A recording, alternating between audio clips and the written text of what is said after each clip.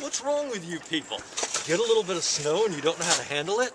Blizzard of 2010, what a joke. You know what we call it at the North Pole when we get 30 inches of snow over a 3 to 4 day period? We call it the middle of a heat wave.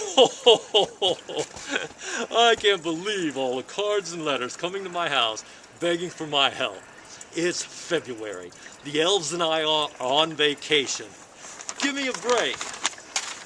Have you forgotten all we did for you just a little over a month ago? Look, Americans, I'm used to your president and senators and Congress people, both Democrats and Republicans, writing me throughout the year. What do we do about the economy?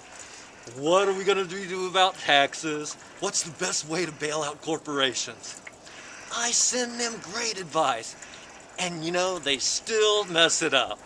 Give me a break.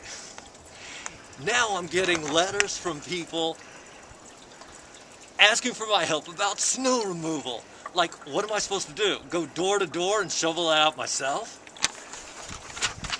I always carry two lists with me. The good list and the naughty list.